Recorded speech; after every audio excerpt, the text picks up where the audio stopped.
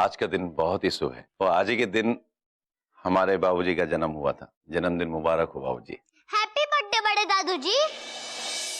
उस वक्त पे ना हैप्पी बर्थडे नहीं बोलते थे और ना ही केक शेक काटते थे। वो उस वक्त हमारी जो माँ थी ना, वो क्या करती थी पता है?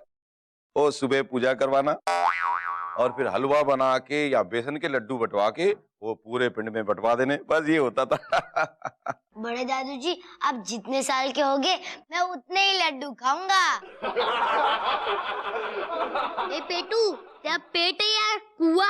ओए पेटू राम, ओ चिंता ना कर, और मैं तुझे खूब सारे लड्डू खिलाऊंगा क्योंकि आज मेरे बाबूजी का जन्मदिन है। ओए जसवीरे, ओए ले जा और जो पिंड का अनाथालय है ना, और वहां जाके दान पुण्य करवा दे। जा जी। हाँ चलो भाई चलो, आओ भाई आओ जाओ। ओए रविंदर, दादू जी। ओए आज का अखबार लेके आ जा। ओए तेरा पेट ना है डोबले जैसा हो जाना एक दिन। इसमें तो दादू जी की फोटो छपी हुई है। ओए अच्छा, वो दिखा मैनू। वो 10 साल के बच्चे ने यशपाल सिंह चौधरी के पिता होने का दावा किया है?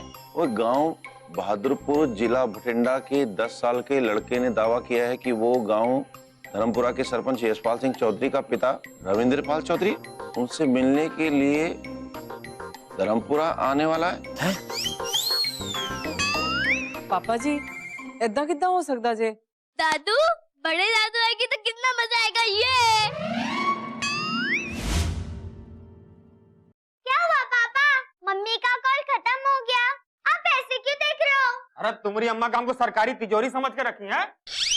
जब देखो ये चाहिए वो चाहिए, नवलखा हार चाहिए हमारा पत्नी जी को।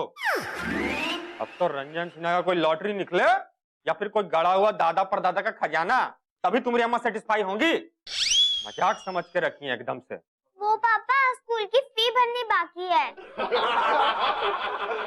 अरे बेटा, तुम्हारे लिए तो इंतजाम हो ही जाएगा। आज ही एक पार्टी से थोड़ा पैसा लेना है, तुम चिंता मत करो। पर तुम्हारी अम्मा का मुंह कैसे बंद करें?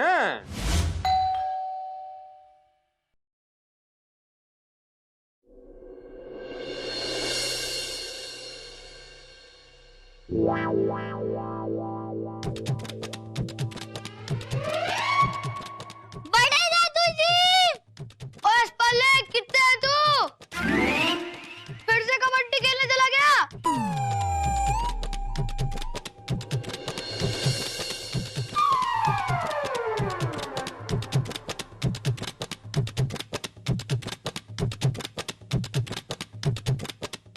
और दीदे फाड़ फाड़ के क्या देख रहा है?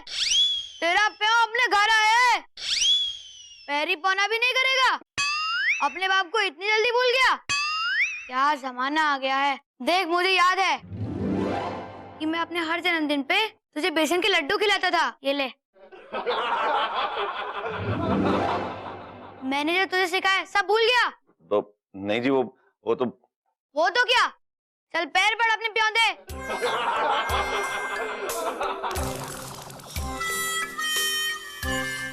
और जल्दी यशु। पता है यशु कहने पे तू कलप जाता है। अभी कहेगा मैंने यशु न कहा करो। ये कैसे जानते हो तुम? और खोते थे पुत्र, मुझसे पूछता है। बापू तेरा सब पता है मैनू। बस बहुत हो गया, अपने ही घर में बेइज्जती। क्या जमाना आ गया, मैं जा रहा हूँ। नहीं जीते रहे। आप इधर आओ जी। वो इतने बैठो और आराम नाल बैठो जी। वो पुत्र इधर हो। कुछ तो कलाई तेने।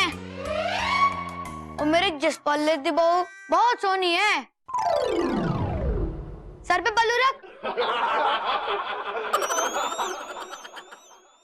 तेरे सासरे दा प्या हूँ मैं। हाँ? पैरी पन्ने वड्डे पापा जी। जीते रहे पुत्र, जीते रहे। यशु, एक काम चंगा किया तूने, बहू तो बड़ी संस्कारी लाया है। बाबूजी आराम से बैठो ना। ये मेरा पोता रविंदर और वो उसका दोस्त रोहन। जीते रहे पुत्र, इतना बड़ा हो जाए। हाँ जी हाँ। यशु, कितनी खुशी हुई तेरे परिवार को देखकर। तू तो था ही मेरा चंगा बेटा। वो तो शमशेर ने घर की इज्जत मिट्टी में मिला दी। कंवलजीत के बारे में सुनकर बहुत दुख हुआ।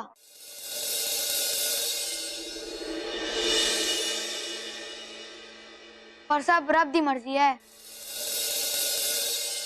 चल छड्डो है गल, एक बात चंगी की है। हवेली तो वैसी की वैसी है, पर जैसा तेरी माँ चाहती थी, पर वैसा तूने भैंसों का तबेला बनने नहीं दिया। ये बात तो बेबे और मेरे अलावा किसी को पता ही नहीं थी। वो इनको मालूम है।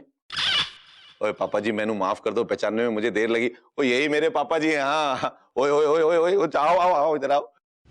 बड़े बाबूजी प्रणाम। जी तरह ये हमारे पड़ोसी हैं, सिन्हा साहब।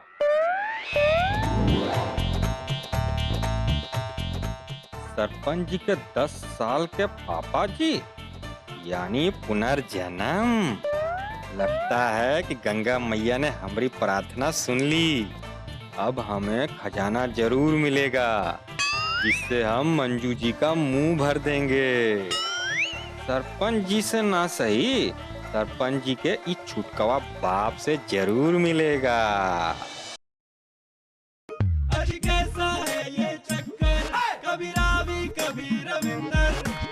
आजकल की बहुओं का तो यही प्रॉब्लम है। गड्डी ठीक से चला लेंगी, पर घर ठीक से नहीं चला पाती हैं। क्या जमाना आ गया है। पापा जी, बड़े पापा जी, कुछ गड़बड़ हो गई। वो स्वाद नहीं असली पंजाबी।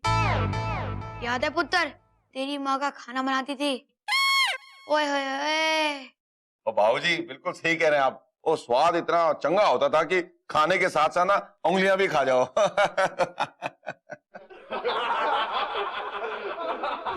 मम्मी, क्या ये पिछला जन्म सही में होता है? पता नहीं, मैंने भी लोगों से सुना है। पर एक बात बताऊं, मैंने यकीन नहीं करती ऐसी बातों पे, फिजूल सी बातें। हाँ हाँ मम्मी, जब से दादू जी के पापा जी आए हैं, वो मेरी तरफ दिख ही नहीं रहे हैं। सही बात है। और वो तो मुझे खाना भी नहीं खिला रहा है, सिर्फ पापा जी को ही खिला रहे हैं। और नहीं तो क्या पुत्र, एक ही दिन में पता नहीं हमारे पापा जी को क्या हो गया, कितना बदल गए हैं। उनके लिए तो जैसे वो बड़े पापा जी, वही सब कुछ। पर दादाजी, मेरा मतलब है बेटा, इतनी छोटी सी उम्र में इतनी बढ़िया एक्टिंग, अरे वाह, कमाल हो गया। ये क्या बकवास है। बुर्बक, एक्टिंग बंद कर और सच सच बता, कौन है तू और क्या प्लान है तेरा? और खुद तो था पुत्र, बड़ों से बात करने की तमीज नहीं है। ऐसे कैसे बात कर रहा है? स्टेशन ने तुझे बताया तो होगा कि मैं कौन हूँ, फिर भी ऐसे बात करे जा रहा है।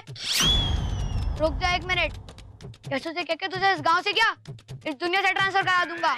ये ससुरा सचमुच में तो पुनर्जन्म का केस नहीं है। तो क्या रहा है? यशु, अंग्रेजों वाली बंदूक लेकर आ। तू रोहन को पूछ ले कि दादू जी और मम्मी वो बच्चे के पैर छू रहे हैं, वो इधर रहेंगे? अगर वो इधर ही रहेंगे तो उन्हें स्कूल भी ले जाना पड़ेगा। अरे बाप रे बाबा, स्कूल में भी उनके पैर छूने पड़ेंगे? अगर वो हमारे साथ खेलेंगे तो हम उन्हें आउट भी नहीं कर पाएंगे ना। मैं भी तुम्हारे साथ खेलूंगा। आप? क्यों? मैं तुम्हारे साथ नहीं खेल सकता? मैंने क्रिकेट में अंग्रेजों को हराया है। क्या? ये सामान काफी पुराना हो गया है, कोई बात नहीं, मैं ऐसे से कह के खेलने का सामान नया मंगवा दूंगा।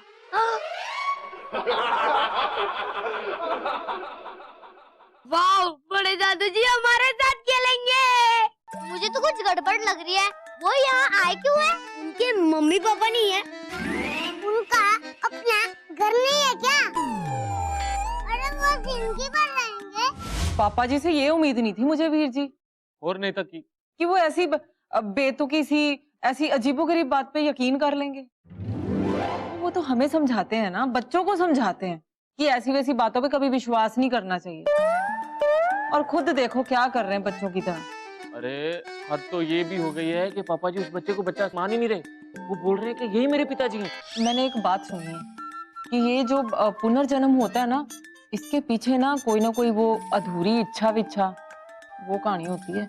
हाँ पर जी, मैंने कई फिल्मों में भी देखा है, वो ना अगर इच्छा पूरी ना हो तो वो दोबारा से जन्म लेके आ जाता है। हाँ, और वो जो अधूरी इच्छा होती है ना, उसको एक बार पूरा कर दिया जाए ना, तो मामला रफा दफा हो जाता है, स्यापा ही मुक जाता है। तो उस वक्त जो आप अपने दूसरे वाले पिंड में गए थे ना, सुजान सिंह वाले में, तो आपने मुझे बहुत बुरी तरह से डांटा था। पापा जी, ना ना, बड़े पापा जी। पापा जी लस्सी।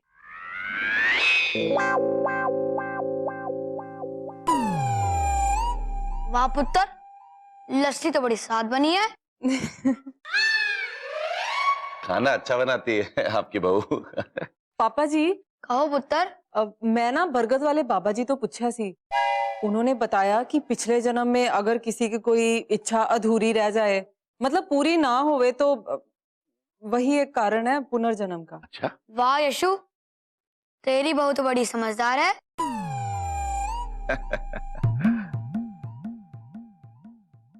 सच कहा है बरगद वाले बाबा ने, मेरे पिछले जन्म की भी एक इच्छा है। क्या इच्छा है बाबूजी आपकी? आप मुझे बताइए, मैं पूरी करूंगा उसे। मेरे पिछले जन्म में एक दोस्त था, ओमकार सिंह। उसने मेरी जान बचाई थी। जब वो इस दुनिया से जाने लगा तो मैंने उससे कहा, तेरा मुझ पे एहसान है, मांग तुझे क्या मांगना है। तो पता उसने क्या कहा? क्या कहा बाबूजी? उसने कहा कि मैं अपनी आधी जमीन जायदाद उसके बेटे त्रिलोक सिंह के नाम कर दूं। और फिर आपने क्या किया पापा जी? पर मैं लालची हो गया और मैंने अपना वादा पूरा नहीं किया। और ऊपर जब मुझे ओमकार सिंह मिला और उसने मुझे अपने वादे की याद दिलाई, मैंने भगवान से स्पेशल परमिशन ली और इस धरती पे पुनर्जन्म लिया। तो पापा जी आप हुक्म करो, आप जो कहेंगे जी मैं वही करूंगा। पुत्र, तुझे अपनी आधी जमीन जायदाद, खेती खासियां सब त्रिलोक सिंह के नाम करनी होगी। आधी जमीन जायदाद? आ गया ना तुझे लालच? तो अपने पिता की आत्मा की शांति के लिए इतना नहीं कर सकता? नहीं कर सकता हूँ पापा जी, क्यों नहीं कर सकता। वो बस वो पिंड वालों का और ये रविंदर का ख्याल है, ये कहाँ भटकेंगे बेचारे। तब मेरी आत्मा भटकती रहेगी तो क्या मंजूर है? नहीं पापा जी, कैसी, बिल्कुल नहीं पापा जी, कैसी बात कर दी आपने। क्या जमाना आ गया है, ज्यादा लालच मत कर, नहीं तो मेरे साथ तेरी आत्मा भी भटकती रहेगी। लालच छोड़, वाहिगुरु तुझे इससे 10 गुना देंगे। पापा जी वैसे भी ये सब कुछ आप ही का, जैसा आप कहें मैं वैसा कर दूंगा पापा जी।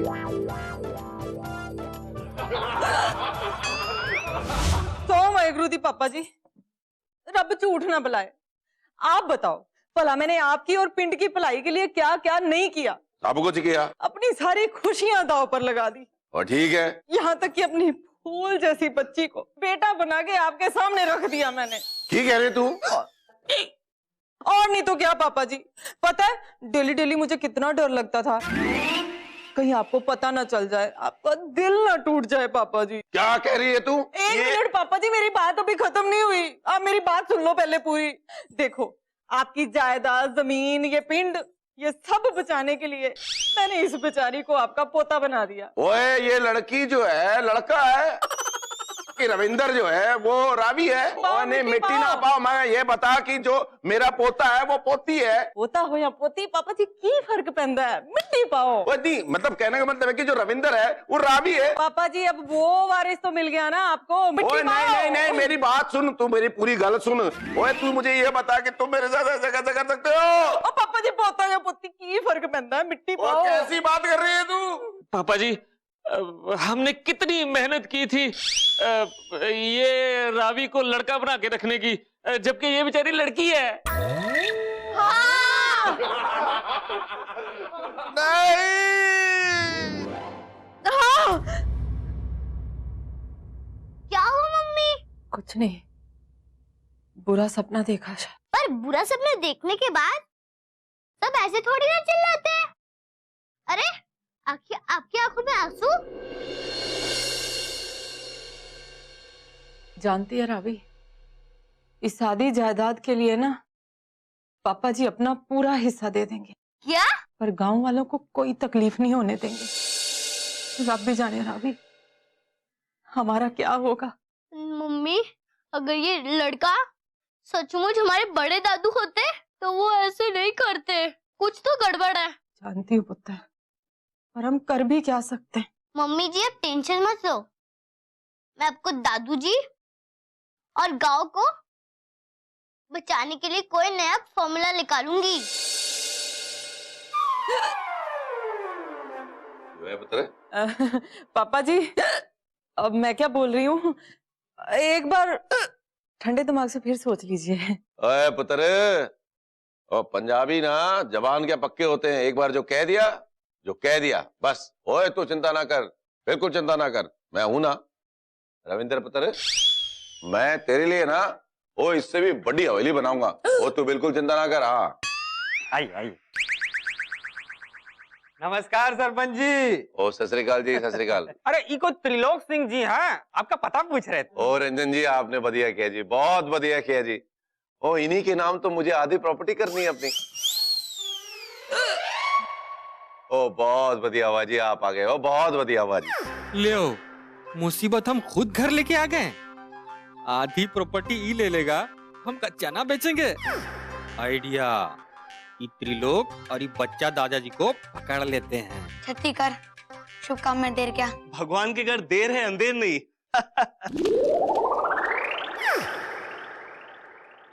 और रुक जाओ जी, मक्खन लगा के।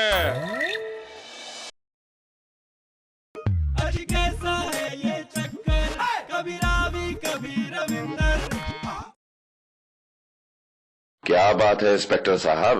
पुलिस साहब जी, यही हैं चौधरी साहब के डैडी जी। बात क्या है इंस्पेक्टर साहब?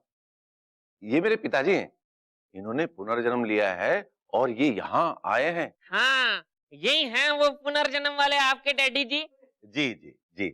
जिनके कहने पे आपने आधी जायदाद ये त्रिलोक सिंह के नाम पे कर दी है। ओ बड़े चौधरी साहब जी, नमस्कार। ओ जी, आप शायद भूल गए कि आज से 25 साल पहले आपके खिलाफ एक एफआईआर दर्ज हुई थी जी, मक्खन लगा के, कि आपने इनके दादाजी की प्रॉपर्टी छीन ली मक्खन लगा के। क्या बोल रहे हैं इंस्पेक्टर साहब? क्या बोल रहे हैं आप?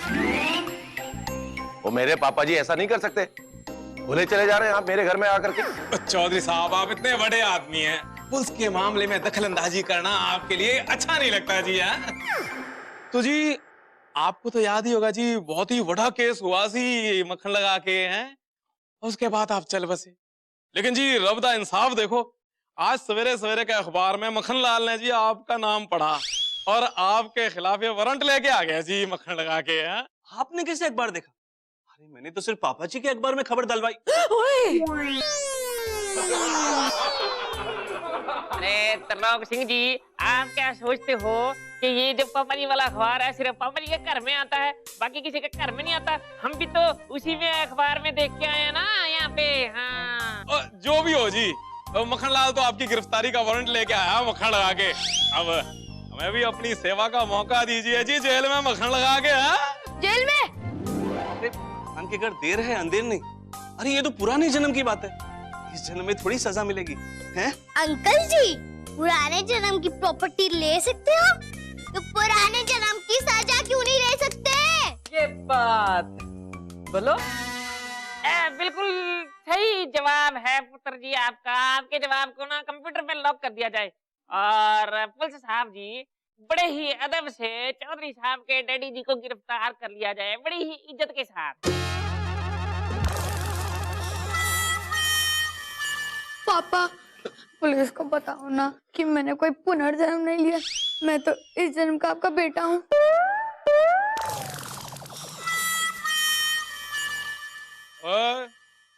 की मामला है जी, मक्खन लगा के? पापा जी, ये पूरा प्लान मेरा ही था पापा जी। मैंने ही अपने बेटे को आपके घर आपका पिताजी बनाकर भेजा। ओए मैनू एक बात बता, ओए तुझे हमारी सारी जानकारी कैसे मिली? पापा जी, वो आपकी पत्नी की बहन हमारे गांव में रहती थी, उन्होंने ही मुझे आपके बारे में बताया था और मैंने और थोड़ी जानकारी आपके बारे में हासिल कर ली। पापा जी, भगवान के घर देर है अंधेर नहीं, मुझे माफ कर दीजिए पापा जी। तो जी आप एक बात भूल गए, ऊपर वाले की लाठी में आवाज नहीं होती है मक्खन लगा के। चलो चलो जी, और जेल जाना है, वो चक्की पीसनी है, बहुत काम है जी। चलो चलो चलो। हाँ चलो जी चलो। ओए, अच्छा जी चलो चलो, चलो, चलो जी, चलो, चलो। बड़ी स्वाद होती है रोटी।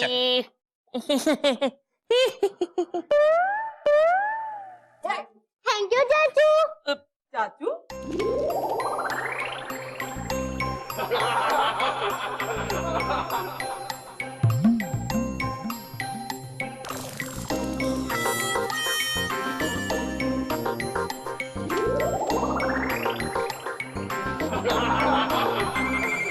पापा जी माफ कर दो, वो आपकी ना आंखें खोलने के लिए और इस घर की सारी जायदाद बचाने के लिए ना मुझे ये नाटक करना पड़ा।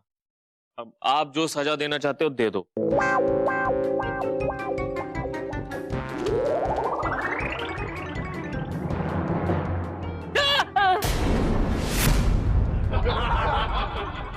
ओए भाई, पत्तू ने भी ठीक किया। ओए पुत्र, ओ शाबाश, तो तेनू भी शाबाश पुत्र। ओए जब बड़े गलती करते हैं ना तो बच्चों को हक है और बड़ों को समझाने का, संभालने का और पूरा हक है। ओ शाबाश हो भाई मेरे, शाबाश है जसवीर, शाबाश।